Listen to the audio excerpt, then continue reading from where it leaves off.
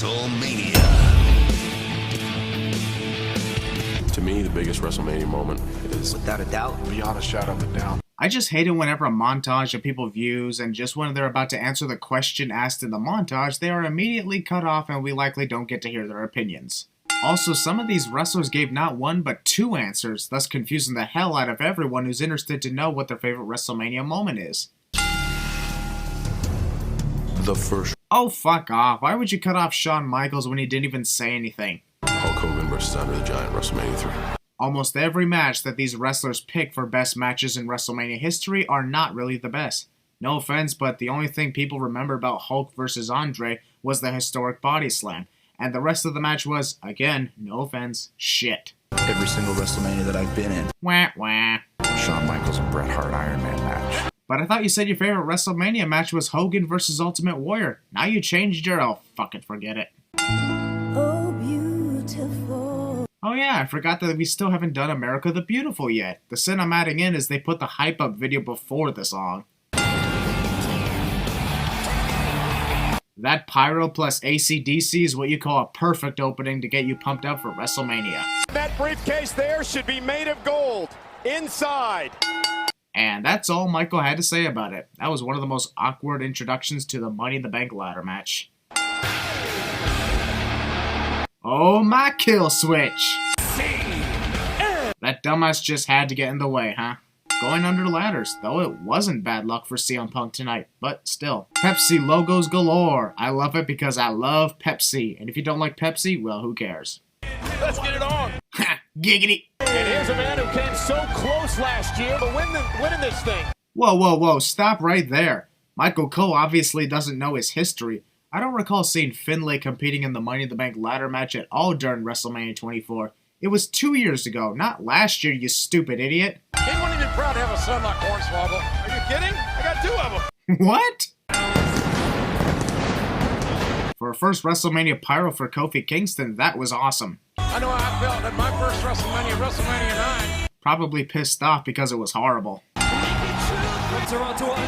Ah, the music suddenly stopped. Imagine if it didn't come back on again. That would have been embarrassing. You must climb the ladder, retrieve the briefcase. Unnecessary reminders.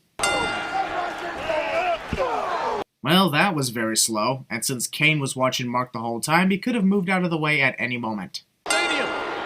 The great lead. Is Kofi serious right here? That boom drop only hurt him and did absolutely zero damage to Christian and Shelton as they were on the edges of the ladder. No. That ladder is completely destroyed since Kane and Mark are the ones climbing it. Wrestlers team up to take out the larger opponents in a multi-man match cliche. How Kane or Mark Henry would be able to climb that ladder. They were the first two to try. No, they weren't. Kofi Kingston was the first to try and climb the ladder. You just didn't see it because of the replay of his boom drop. On the other with Punk and Kofi believe. Kofi believe? Did Michael Cole just foreshadow Bo Dallas? Kane only needs one ring. He's getting rid of one so he can use the other. Kane only needs one ring? He got rid of one so he could use the other? When did Kane get rid of the ring and use another one?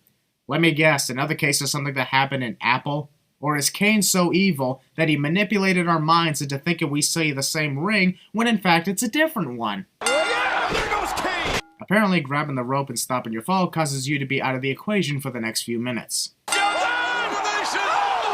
Even though Shelton could have died from that move, I'm still going to remove a few cents for that high risk.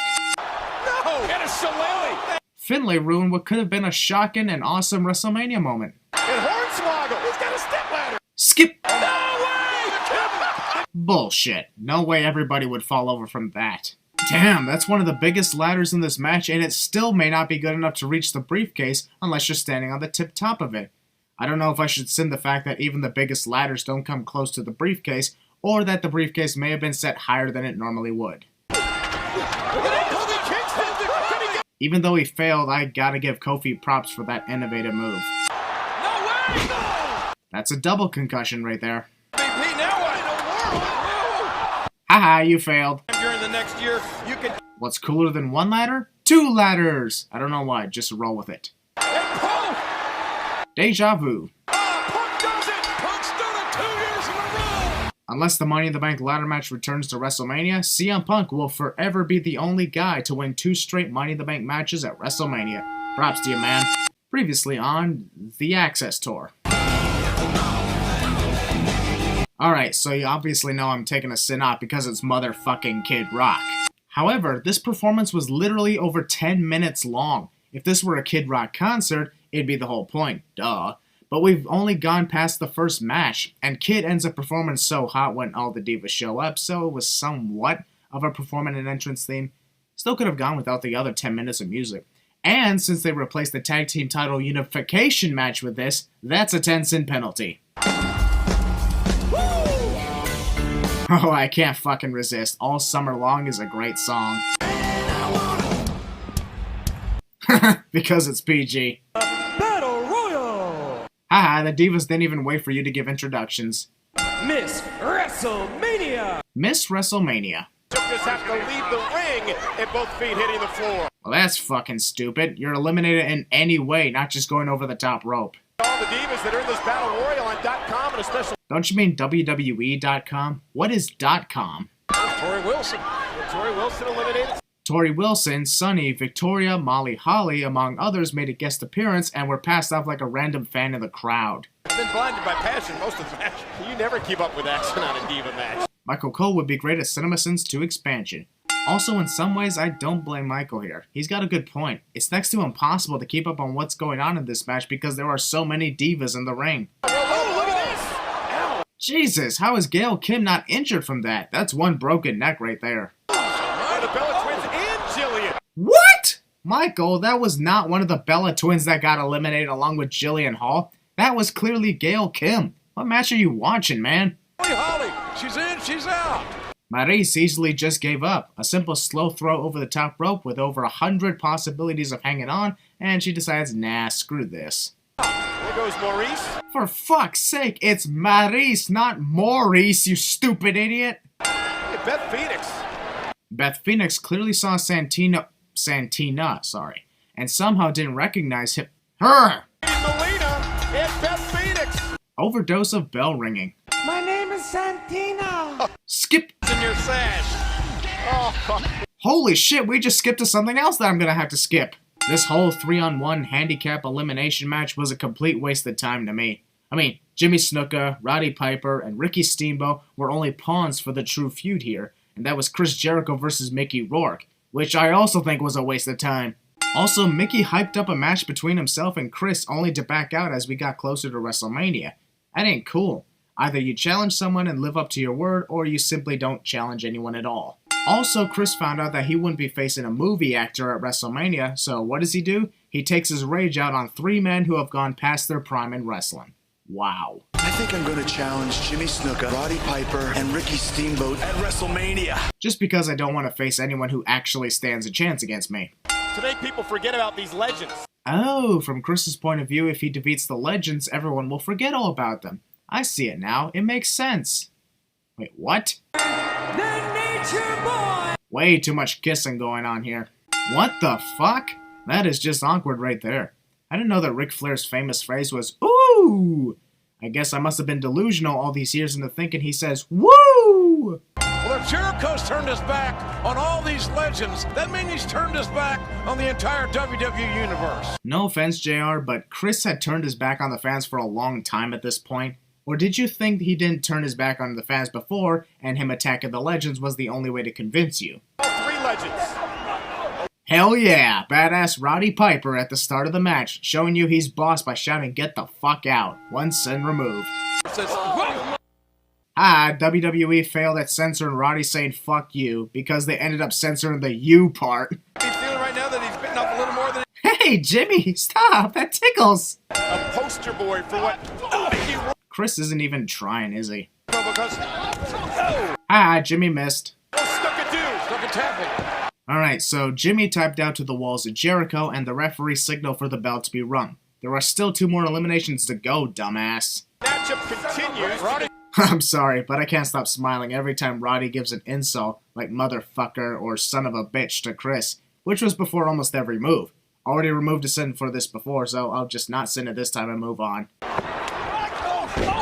Oh, now Chris is actually trying here? Did he finally realize he was in a match and shouldn't just stand around allowing the legends to deliver offense? he's skinning the cat as Flair gets. At his age, Ricky Steamboat did quite the impressive skinning the cat. But what happened? The cameraman missed it until it was over! God damn it! Well, this match was a sad waste of time. Whoa, wait a minute! Here comes another legend! Ric Flair just doesn't know when to stay away from the ring. I am the best in the world at what I do. Hooray! You beat 3 guys that were past their prime. Here's a medal. Or I will jump this rail and slap you in your face. To you, Rourke. Are you a coward? If anything, Chris should jump the barricade and slap that fan next to Mickey who's annoyingly telling him to not go into the ring. Over 2 freaking minutes of waiting for Mickey to enter the damn ring. Trying to be like the Undertaker here or something by taking forever? One single punch from a movie actor and Chris freaking Jericho goes down like a bitch. These 2 gonna make out or something? Can we just get to the next match? Give me the camera. Just drive. I've got it. Zoom in. Zoom in. National Guard commercial from 2009 inspires horrible found footage tornado film entitled Into the Storm 5 years later. What about my dog? What about Jack, man? I know that Jeff was cool with this, but I don't like it when WWE puts a legit situation and pretends that someone else was responsible for killing a dog. Decipher Down's Crash was the perfect song for this promo. And damn, this montage is great too. There's a lot of great things about this WrestleMania and this promo is one of them. The only person I care about is me. Only person I care about is me, cliche.